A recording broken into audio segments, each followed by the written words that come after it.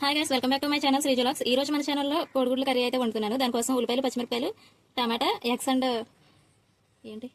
బంగాళదుంప అయితే కట్ చేసి పెట్టుకున్నాను. బంగాళదుంప లాస్ట్ టైం తెచ్చినప్పుడు ఒకటి మిగిలిపోయింది, అందుకని కట్ చేశాను. నార్మల్గా అయితే ఎగ్ కర్రీ అయితే వండుతున్నాను. దానికోసం ఫస్ట్ స్టవ్ మీద ప్యాన్ అయితే పెట్టుకున్నాను. ఆయిల్ అనేది యాడ్ చేసుకుంటున్నాను. ఆయిల్ ఈ విధంగా హీట్ అయిన తర్వాత పసుపు అనేది యాడ్ చేసుకోవాలి. పసుపు యాడ్ చేసుకొని మనం ఎగ్స్ అనేవి ఉన్నాయి కదా, ఎగ్స్ అనేది యాడ్ చేసుకోవాలి. ఎగ్స్ ఎలా ఉన్నాయని ఏమనుకోకండి, అంగన్వాడీలో వేస్తారు కదా, ఆ ఎగ్స్ ఎల్లో కొంచెం బాగాలేదని నేను ఎల్లో తీసేసి వైట్ మాత్రమే వేస్తున్నాను.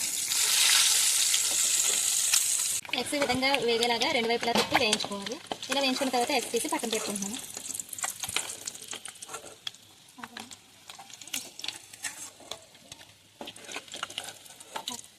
ఇలా ఎగ్స్ అనేవి పక్కకు తీసేసుకున్న తర్వాత అదే ఆయిల్లో ఆనియన్స్ అండ్ పచ్చిమిరపకాయలు కూడా యాడ్ చేసుకోవాలి.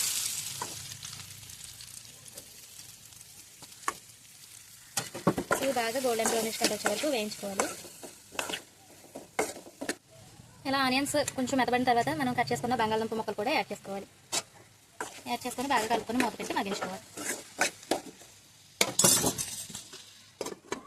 ఆనియన్స్ ఈ విధంగా ఫ్రై అయిన తర్వాత మనం కట్ చేసి పెట్టుకున్న టమాటా ముక్కలను కూడా యాడ్ చేసుకోవాలి. టమాటా కూడా మొత్తం పచ్చంతా పోయి మెత్తగా మగ్గే వరకు ఫ్రై చేసుకోవాలి. ఇదిగోండి, టమాటా అనేది ఇలా మగ్గిపోయే వరకు ఫ్రై చేసుకోవాలి.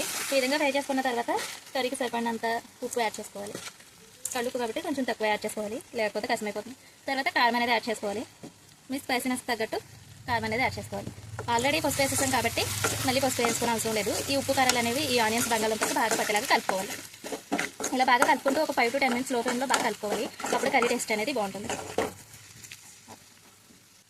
ఈ విధంగా బాగా కలుపుకున్న తర్వాత వాటర్ అనేవి కర్రీకి ఎన్నైతే సరిపోతాయో అన్ని వాటర్ యాడ్ చేసుకోవాలి. మరీ ఎక్కువ వాటర్ యాడ్ చేసేసినా కానీ ఎక్కువసేపు ఉడికించాల్సి వస్తుంది, కాబట్టి తగినన్ని వాటర్ అనేవి యాడ్ చేసుకోవాలి. ఆపేమో కర్రీ విధంగా దగ్గర పడిన తర్వాత ఫ్రెష్గా దంచుకున్న అల్లం వెల్లుల్లి పేస్ట్ వేసుకోవాలి.